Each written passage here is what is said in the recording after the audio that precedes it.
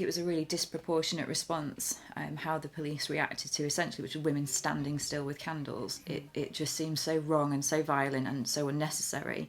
And it just struck a chord with me. You know, she was a woman walking home and people wanted to protest against what happened to her and at the hands of a police officer. And so with that in mind, kind of there was also a lot of topical discussion about misogyny, and as things were coming out about the WhatsApp messages of police officers, it just kind of gave me the idea to try and create a story world that could maybe look at this idea of misogyny and how it still exists in our society today.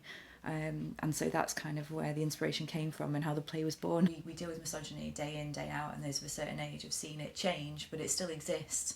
And so that was kind of the inspiration for writing the play. And because of what was occurring in the media at the time, so lots of stories coming out about police officers and the Metropolitan Police particularly, and you know, the content of their WhatsApp messages, their behaviours, what was tolerated, what was swept away, hidden, kind of just gave me the world that I wanted to create for this play and set it in the police force. But I want to make really clear, it's not about being anti-police or anti-men, it's about shining a spotlight on misogyny and where it exists in society, and especially for people that we think are going to protect us.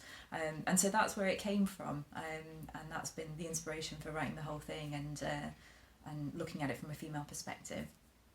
Yeah, and we set up the theatre company, Moonstone Theatre, with this play as our first performance because we wanted to create more opportunities for people like ourselves, but other people around the Northwest, to give creative opportunities that, you know, everyone's struggling kind of work in the creative industry, so we wanted to kind of give actors, directors those opportunities, and we're really excited because we've got a great team behind us, we've got a great director, great assistant director, so yeah, we're really looking forward to kind of Manchester being our debut performance and see where that takes us. And the Manchester scene, that's our stomping ground, and you know, it was my experience at Manchester Fringe last year working with someone else that kind of was also an inspiration for putting it on this July, because it was such a inclusive experience, so many people were involved, and we thought, yeah, that's the kind of place that we want to launch this play, because we know that we'll be well supported and we'll learn from it, and you know, hopefully get to take it onto other places. But this is our home turf, so it seemed like a good place to stage it first time round.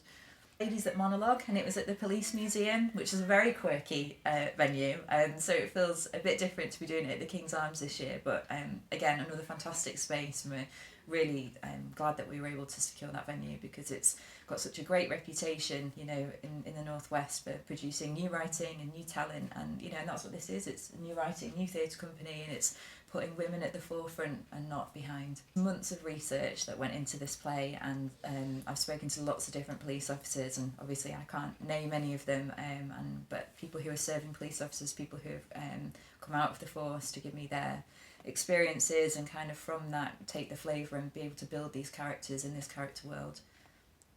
Yeah, it's really important to us to make sure it's truthful as well. Yeah. So we had a nice Zoom read through of the script, didn't we? And one of those people that Emily's in contact with attended, so obviously it's important that they give their feedback in terms of, is it accurate, is the script accurate in terms of, you know, what would happen in real life in the police. So yeah, it's been really useful to have them involved. Yeah, it's wonderful. I don't know, it's a really good question. I don't know if they're going to be shocked. I think what I hope it does is I'm not trying to make the audience think one way or the other. I want them to look at these scenarios and decide for themselves, where do they sit. They have to question themselves, where do I sit? That you kind of read and you go, with every story, you're like, God, I can't believe that kind of stuff happens. Yeah. And misogyny is really topical, because we've got the rise of this kind of right-wing rhetoric that's occurring in some news outlets. We've got the rise of influencers like Andrew Tate, and we have to think about how we tackle those and how we discuss them in a kind of safe and mature way that makes everybody feel like they're being heard and moving forward. A lot of the characters, you kind of see how it affects their mental health, so it's another kind of angle that we've been looking at, that it's kind of shed a light on. Yeah.